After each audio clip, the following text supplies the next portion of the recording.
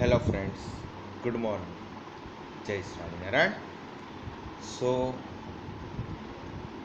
I am Mr. Chotalia from Sri Swaminarayan Institute of Technology, Bhat Gandhinagar, representing this session of design of AC machine 7th sem electrical for the unit first design of three-phase induction motor.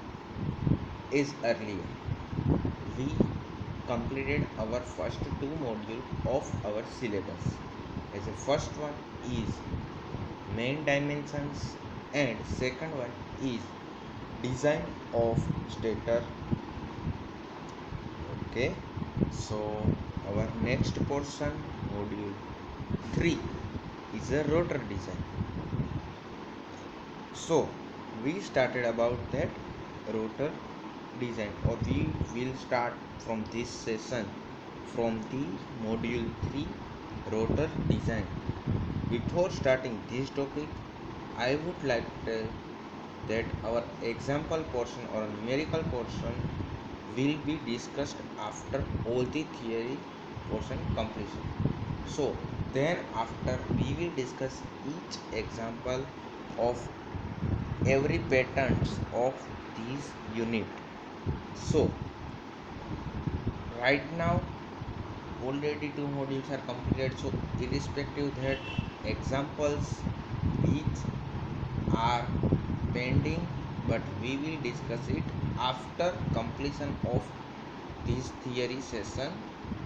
So today we are going to start our unit first module 3 as a motor design. So let us start. Okay, so our unit is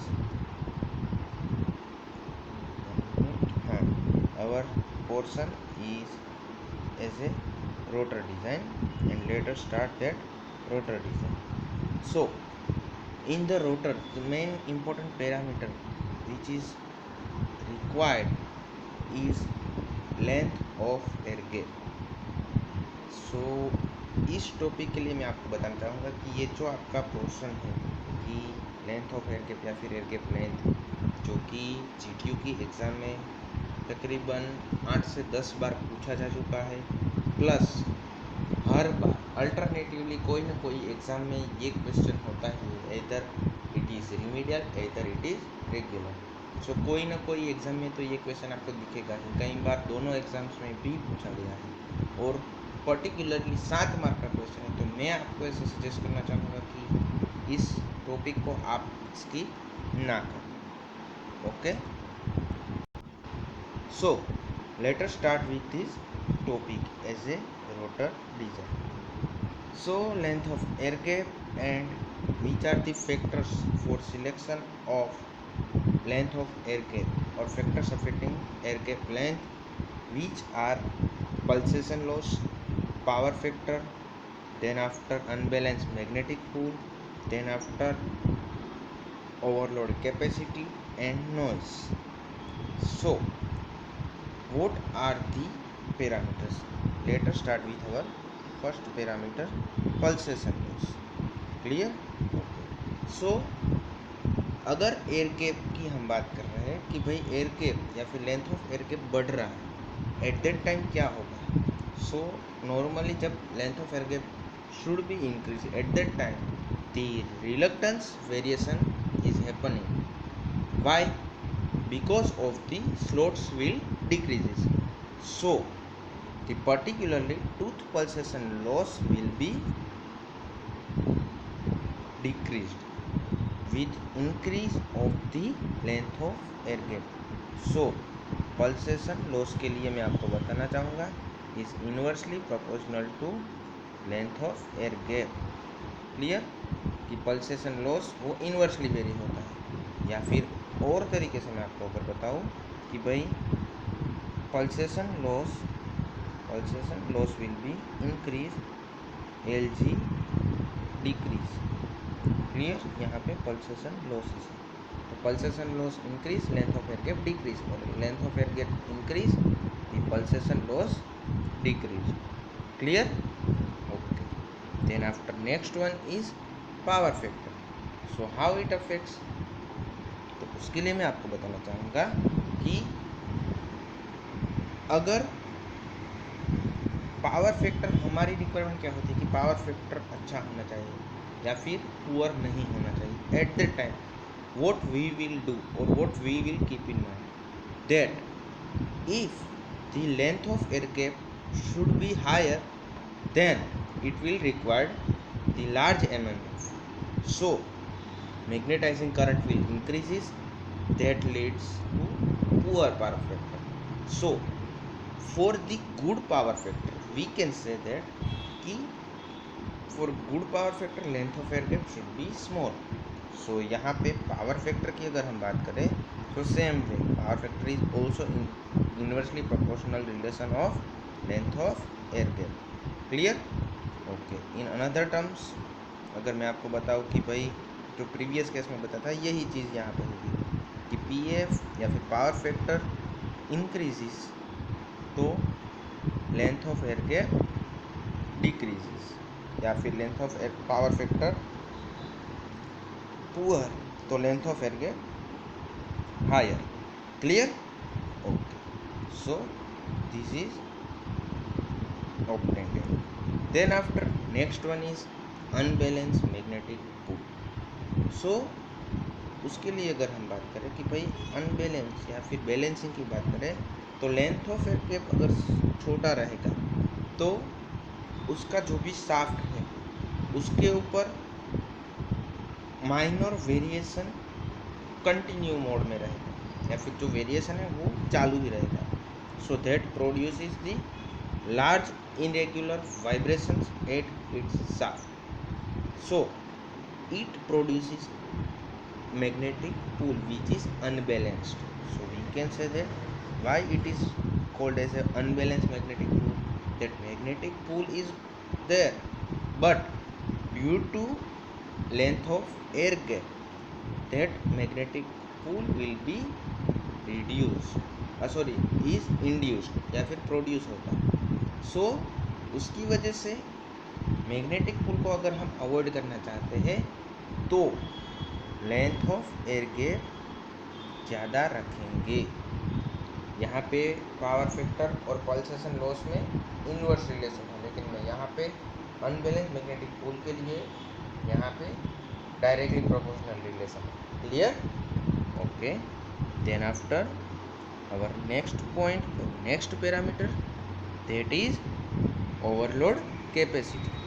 so for overload capacity we can say that कि भाई air gap value या फिर length of air gap is higher than the leakage reactance should be smaller.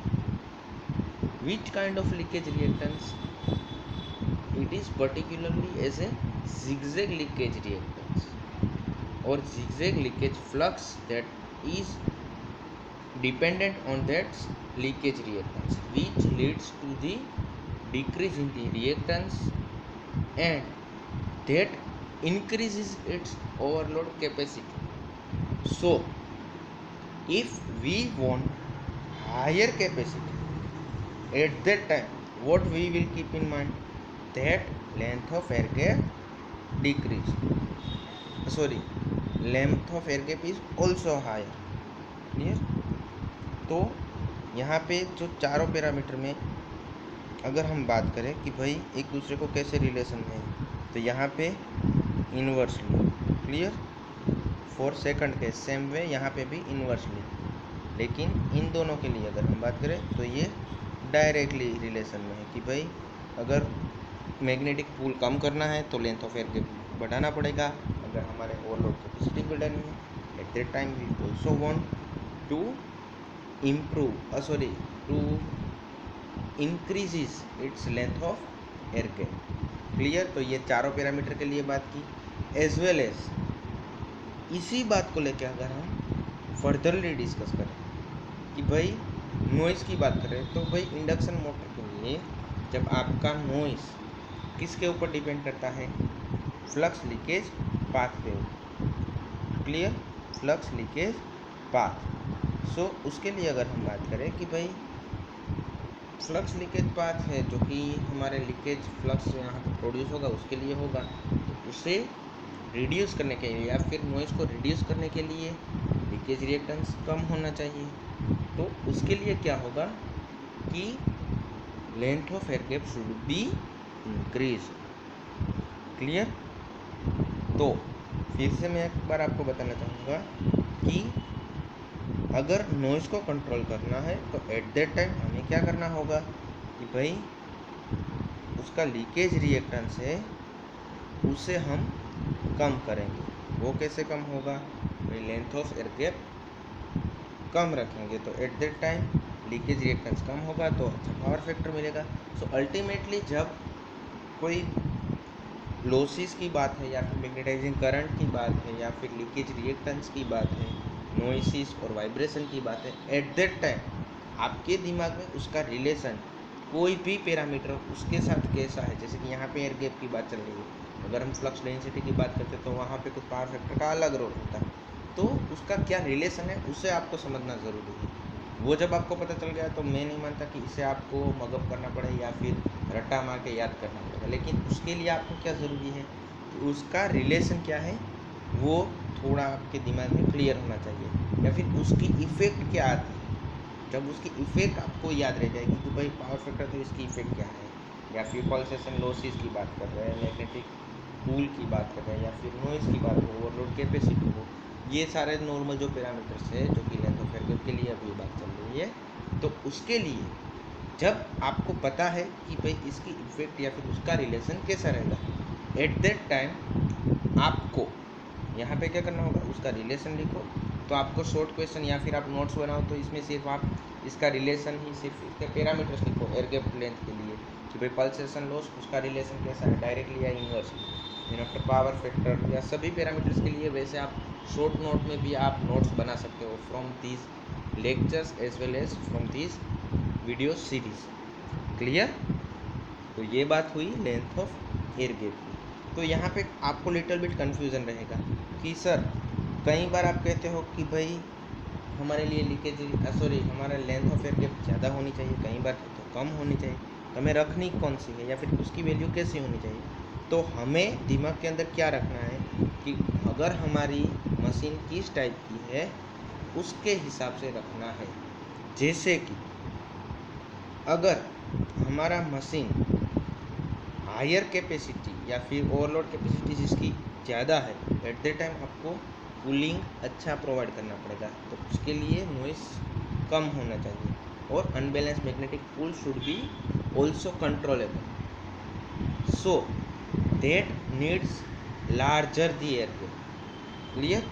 उससे air gap की ज़्यादा value चाहिए। Eight that time आपके लिए, जबकि लार्ज मशीन की मैं अगर बात करूँ तो लार्ज मशीन में LG या फिर लेंथ ऑफ एयर गैप ज़्यादा रखेंगे, लेकिन वाइस वर्सा केस में देखें कि smaller rating of the machine at that time LG decreased. Clear?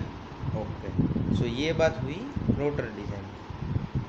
अब इसी के ऊपर से अगर हम बात करें कि भाई हमें लेंथ ऑफ एयर गैप के कुछ इक्वेशन है, जो हमने यहाँ पे नेक्स्ट प्रेजेंटेशन की स्लाइड में यही रखा है कि भाई किसका क्या रिलेशन है, या फिर कोई पर्टिकुलर मोटर की हम डिज़ाइन कर रहे हैं एट दैट टाइम उसका इक्वेशन किस टाइप का रहेगा। सो अगर हम स्मॉल इंडक्शन मोटर की बात कर रहे हैं तो यहाँ पे क्या होगा भाई, for small induction motor that equation should be LG is equal to 0.2 plus 2 under root of DL, where length of air gap is always in millimeter. Keep in mind that, because ये जो parameters में हर एक lectures में हर एक equation या ऐसी terminology के units क्यों बता रहा हूँ कि जब आप कोई एग्जाम्पल पे आओगे तो वहाँ पे आपसे कोई गलती ना, सो दैट मैं यहाँ पे ये चीज़ें रिपीट करता हूँ। ओके, यहाँ पे लेंथ ऑफ एयर गैप का इक्वेशन क्या बना, 0.2 plus 2 under root of DL, where length of air gap is in millimeter. Here D and L which are in meter. Keep in mind D and L for each and every cases that should be in meter, but length of air gap that is always in millimeter mm। यहाँ पे ये चीज़ आपके दिमाग में clear होनी चाहिए। Clear? Okay. सो अगर इसी इक्वेशन को मैं अगर दूसरे फॉर्म में रिप्रेजेंट करना चाहूँ कि भाई अल्टरनेटिव इक्वेशन या फिर alternative formula for that small motor that should be L G is equal to, या फिर length of air gap is equal to 0.125 plus 0.35 D plus L plus 0.015 into V A. Same way यहाँ पे length of air gap is in millimetre, but यहाँ पे एक और terminology introduce हो रही है जो कि है वी ए, जो है आपका पेरिफेरल स्पीड।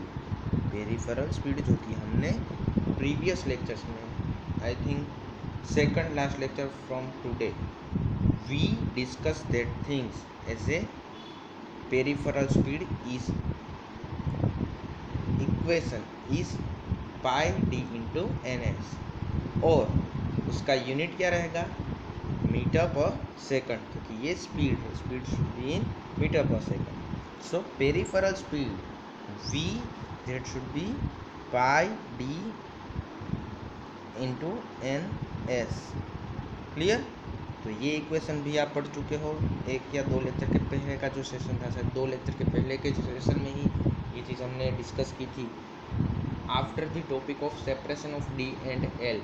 अगर आपको याद नहीं है तो मैं आपको फिर से बता दूं किस टॉपिक के बाद हमने ये चीज़ डिस्कस की थी, separation of D and L. At that time we discuss the peripheral speed.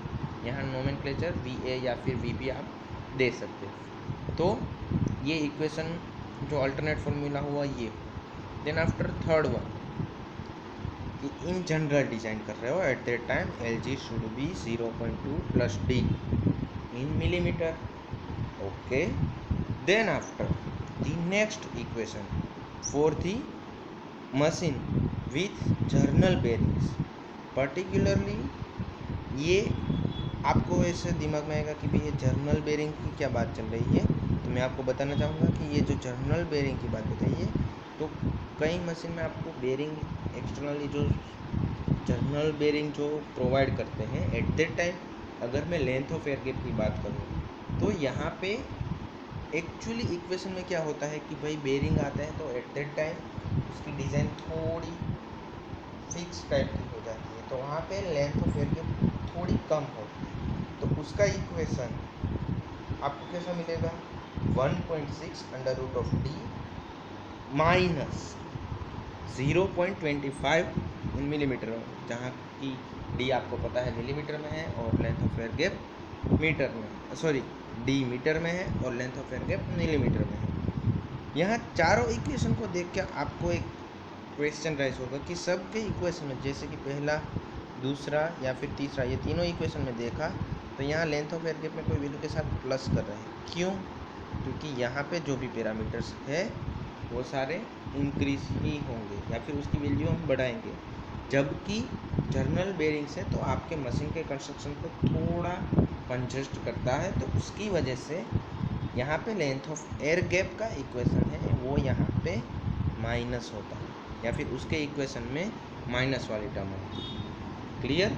तो इसके ऊपर से वन मोर इम्पोर्टेंट थिंग कि भाई आपको ये पैरामीटर्स के इक्वेशन भी आपको याद रखने हैं कि लेंथ ऑफ एयर गैप के लिए क्या ज़रूरी है।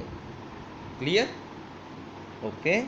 सो up till now we discussed this session with rotor design as specifically length of air gap of the rotor।